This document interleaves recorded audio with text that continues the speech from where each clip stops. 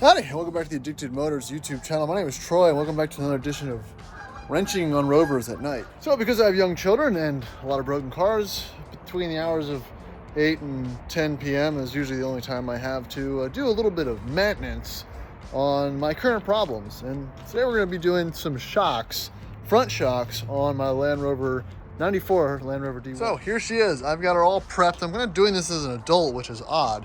Usually I just throw my tools on the ground with all the parts and the pieces and it just becomes a scattered mess. But I've kind of prepared because I don't think this should be so hard. I'm just doing the shocks. I'm not doing the springs. This particular truck was fitted with OME, I think 762 heavy duty shocks and springs. And I realized recently after driving the truck for more than a year that the rear shocks were just completely blown out. They weren't even leaking. They just probably had nothing left in them. And the fronts, which seem to be stiff and secure, and you know, the truck handles fine, the tires aren't cupping or anything like that, but they are, you know, original circa 90s OME spec shocks. And I do have this ARB bumper on there and the heavy Badlands winch, so it's probably time to swap those out. And fun fact, when you're speccing out your suspension, they don't tell you that for the most part, whether you go medium duty or heavy duty on the Old Man Emu selection, if it's in stock, which has not been in stock for a while, that the shocks themselves are the same. It's the springs and the spring rates and everything that vary. So, you know, unless you're getting above a 3-inch lift, which most guys aren't, you know, you just get the standard OME nitro charger. I mean, for the D1, they're a little different than the D2 since they don't have the little eyelet for it. So, yeah, let's get into this. So, what I'm gonna do, I'm gonna jack it up from the frame. I'm gonna put that under the axle. We've removed the air box. We're gonna undo the top spring, which I've already sprayed with WD-40 because I'm a prepared adult now. And we're going to remove the 4 bolts that secure the shock tower to the frame. And that should get us most of the way there.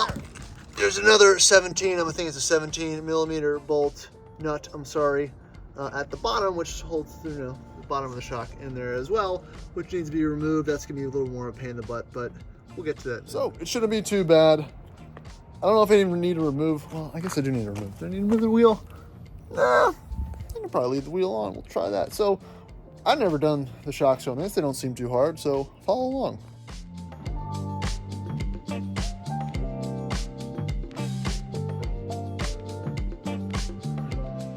All right, so I got the nut off. I'm gonna try to get the rest of this off. I used a rattle gun, an impact, for some of you out there. And that seemed to do it a little bit quicker. You know, I probably could have grabbed the top of this, but it was, you know, it'll spin because it is a shock, right? There's nothing that's gonna hold these in place, so it was spinning pretty good. But I put a rubber gloved hand on it, and that seemed to help. So let's get the rest of this off. All right, so the next thing I want to do is remove the 4 bolts that hold the shock tower on. So we are gonna play with that, and yeah, hopefully that's not gonna be painful. But I probably won't film that just because it's gonna be a bit of work. All right, so as you can see in this video, that went incredibly poorly. We're missing 2 of the 4 studs. That really couldn't have been any worse. So yeah, I'm just gonna keep blundering on because fuck me. So this is a fun project now, but if you can tell, this old shock is shot. When I pull it out, you'll see how shot it is. It's hilarious. So I'm gonna guess 19 wrench here, vice grips here. That'll do. Man, 2 out of, man, that's a bummer. So, believe it or not, I snapped another bolt. I'm not mad about it, because it's this one. Holy crap.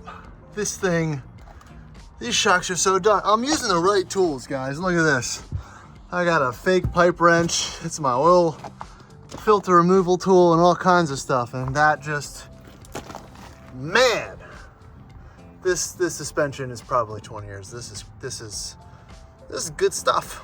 This is real good stuff. I'm shit. I'm 3 for 5. All right, so this shock, look at it. It's got some compression in it still, but like, ready? Boom. That's not gonna do it. Yeah, that's not good. So, I mean, man, look at this. This is quite the ordeal. I mean, this was gonna be, I was gonna do these things and just be in bed, and it's already 9:30. I started this an hour ago. Oh, look, I guess I look different too. Yeah, so, you know, I guess don't be wary if you replace 20-plus-year-old suspension, because you might just find yourself out here.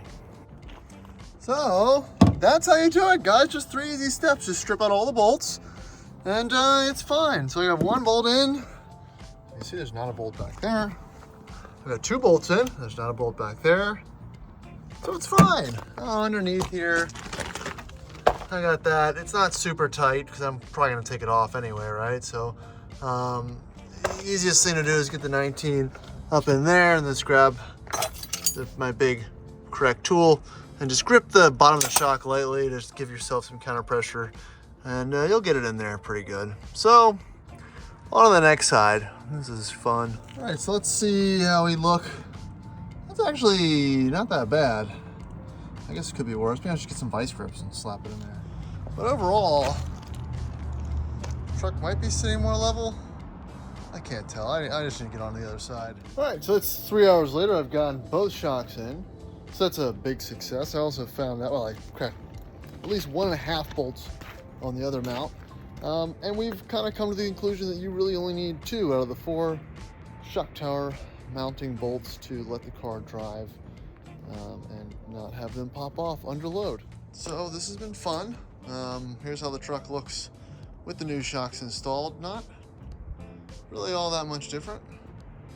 Maybe a little bit. I think I got a little bit. We'll see in the light.